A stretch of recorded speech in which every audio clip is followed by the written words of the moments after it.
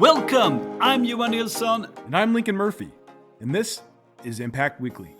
We're here to help you make your customers successful. Each week, we answer your most pressing customer success management questions by relying on our years of experience with companies around the world. Let's get this going.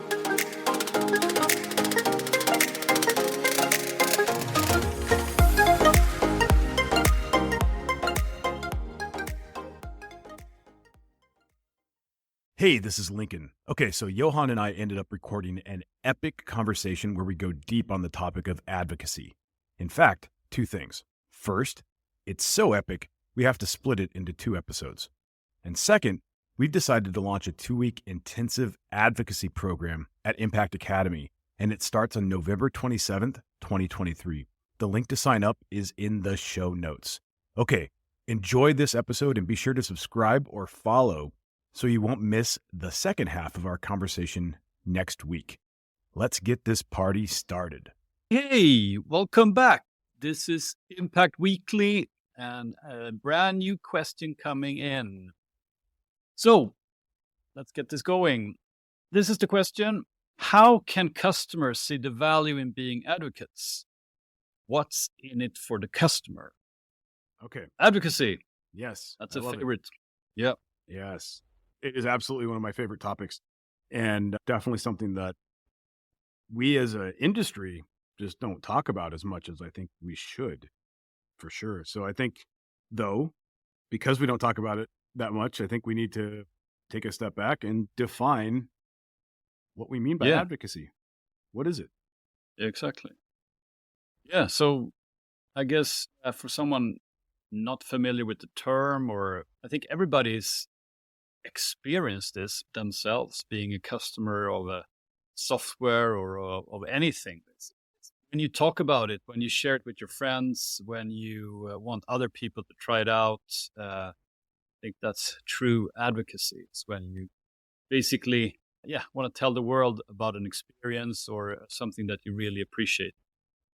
So if anybody that's listened to our podcast or followed any of my work, that I'm a huge fan of Robert Cialdini and his book Influence. And so in his work, he lays out this idea of social proof. Of course, social proof is not his concept. He really lays out the power of social proof. And really, that's what we're invoking with advocacy, is we're presenting social proof that your customers are generating on your behalf.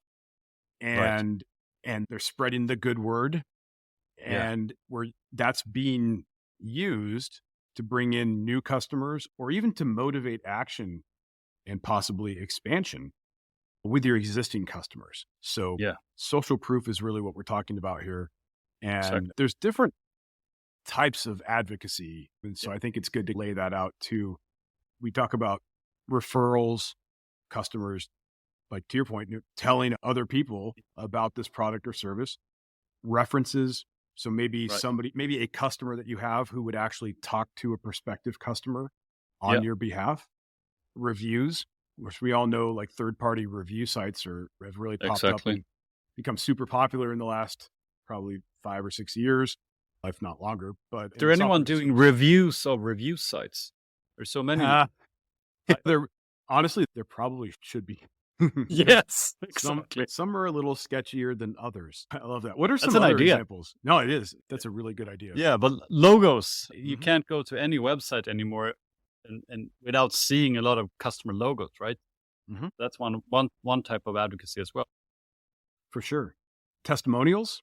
So just customer, maybe just something as simple as a customer quote on your website, but also something that's maybe much more full featured, like a case study with a customer where you go in depth on a particular use case or a success from a customer. Customer stories just could be on a blog. It could be in a video, just listening to a customer tell their story. And I would even put in influencers in here. I think it's sometimes very transparent that they're paid, but having somebody that's a third party that's trusted or at least liked by others talking about you, I think is definitely it falls into the category of social proof. So those are just some examples of advocacy. I'm sure there are others, but We all know those things. Yeah. But Johan, why we know these things? These are Yes. all out there. Mm. Why doesn't this happen enough? No, but I think everybody understand this, and I think intuitively we know that this is important. And now talking from customer success teams and success perspective, I think we know we should be doing a lot more here. At least if we're in the leadership team. But I think a few reasons here are partly is if I'm talking I'm a head of customer success or I'm a CSM, I wouldn't like say that, is this really on my this my job to do? Isn't it other teams here that should be doing this? Like I think sales or that marketing, maybe? yes, and Mhm. usually marketing perhaps is like doing most of this, Yeah. but actually we are the ones talking to most of the customers most of the time. I think they are sometimes really far away from customers, but I think that's one thing. Another thing I think also is that again with the customer success hat on, we don't think that this is going to help us in any real way. This is more for marketing. It's more for bringing in new customers. It's not so much for us in Mm, customer success. Okay. So it's really not, this isn't something that's going to directly provide value to us Right. in our In our mission, in quest, our you're right, to help our yeah, customer be successful. Okay, that makes sense. yeah, and more there. I think also maybe we tried this. Maybe we did a push. We were forced into Mhm. in doing something, and we tried it, and it didn't work. Mm, And sometimes we're going to talk about that later as well. If you do this the wrong way, it's going to hurt. It's going to really counterproductive and not help you at all. right. Let's talk about a few examples of that as well. But last but not least, I think for us in customer success, sometimes I think we don't do this enough because we don't want to bother the customer. Exactly. I think that goes to the question, right? So how can customers Right. see the value Exactly. in being advocates? What's in it for them? So if Mm, I don't understand what's in it for them, then I'm going to look at this and say, I would just be bothering them, right. right? Because I don't really know why would somebody want to do this. Yeah, so that makes sense. This all of this makes total sense. And I think we can address basically all of those things, that this isn't my job, that this doesn't help us in customer success. We tried it, didn't work, and I don't want to bother my customer. So maybe we should just start by how can we get a customer to see value in this? Should we offer them something to do this? I think the question is a little bit implying that we maybe should, I don't know, should we give them gifts for helping us here, or how can we make it valuable for them? I think this is the age-old question when it comes to advocacy. You see this also with just getting Yeah. customers to participate in surveys and Mm. whatever. Should we incentivize participation? In advocacy, there's really two types. There's incentivized advocacy and what we call earned advocacy. Yeah. And the difference is incentivized is where we offer something up front to try Mm. to get the customer to participate in whatever the thing is that we're trying to get them to do. And that thing that we offer is almost always going to have a monetary value. It could be something else. It could be exposure to a larger audience. It could be they get early access to things. But a lot of times, companies will simply default to here's a $5 gift card Mm. if you will leave us a review. Now, of course, that could Mm. violate like Google reviews terms of service, but whatever. The point is, like, that's the type of incentivized participation that Mm. can happen. Now, if you compare that to something like earned advocacy, which is where Mm. the person will participate because they were successful Yeah. and want to share with others, not even Yeah. just about your product and how great it is or how great your service is, but really they want to share their success, Right. and they used your product or service to help them be successful. But they're doing this because they're sharing their success. It might even be a little selfish, right? Mm. What they're going to get out of it is a little bit of a positive positioning. Hey, Right. I achieved my goal. I did Yeah. it through this product, but I did this thing that was a good thing in my career or whatever. Right. So we generally want earned advocacy Yes. rather than incentivized. Yeah. And we were talking about this before we started recording. Yeah. When you incentivize, there's a couple things that can happen. Let's talk about that a little bit, because I think Yes. it's interesting. No, but I think sometimes especially if let's do an initiative now to get some reviews, and you say, hey, let's give them a gift card, $5 or whatever, Amazon or something like that. And I think that can be really, it can be bad in many ways, because first of all, you put some sort of a value on the time you request from the customer. And maybe that's going to put them off to even do anything. And the second part of that is, of course, that you might have some people just leaving a review to get a gift card. Right? Yeah, here's a $5 gift card. This is only going to take 20 minutes of your time. Yes. Okay, so you just told me what my time is worth, Yes. and no, thank you. Right. So it's going to turn a lot of people off. And to your point, those that it doesn't completely turn off may participate simply to get the gift card. Yeah. The level of participation is going to be whatever the bare minimum is. So what you get from them is probably not going to be that useful anyway.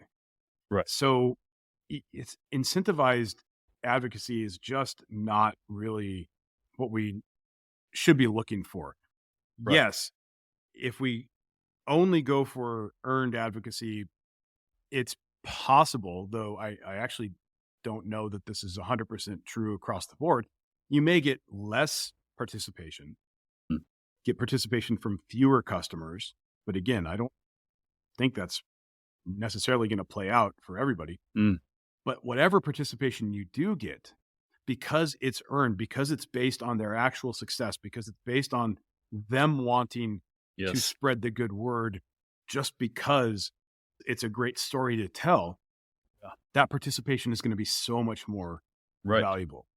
I think your example there as well, where you make the customer the hero, I think it's like a win, where you help them position themselves, or actually maybe just broadcast what they've done to a wider audience. And I think that's that type of, when you do that, you get someone really engaged, and it's a win where they get value, back to the question, and we get value from them being on stage or sharing in a webinar or whatever the context is for this. But I think that's the most powerful thing you can do, is to do that. And I think we should share also a little bit how you can do that, but let's get back to that later.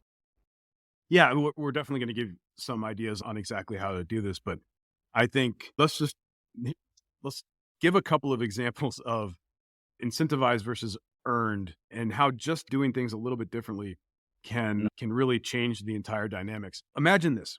You go to a customer that just achieved the goal that they set out to accomplish from the very beginning. So this is great. This is something to celebrate. So you let them know that, hey, I just saw that you hit this result that you were looking for. Congratulations. I know how important it was when you guys were looking for a CRM solution and you were checking out different review sites. And I know that was really helpful in you making your decision. I think it would be fantastic, now that you've actually gotten the result that you were looking for here, if you could leave a review for us on this site. You don't have to, of course, but I think it would be really helpful for your peers that are also looking to make a decision on a new CRM product. Okay. So they leave the review, and you go to them and you say, okay, I just have to tell you, I read the review and that was amazing. In fact, we were talking about it internally, and obviously you guys have been successful with us, but the way you talked about it, I think would be fantastic for you to share your story on stage at our event. We're putting together a panel of customers. We would love to have you participate. What do you think? Now you have a customer who's going to go on stage at your event and talk about their success with your product. Yeah. That's fantastic. That is all earned advocacy. That was based on the customer wanting to share their story. Now let's change it a little bit. Yes. Let's say you see this same customer.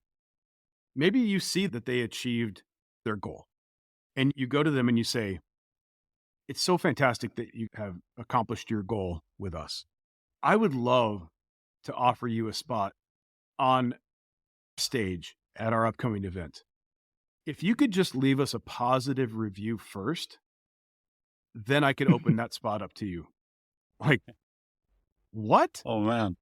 So you just took a customer that was successful, Yes. that probably had very positive feelings about you. Yeah. You just ruined it.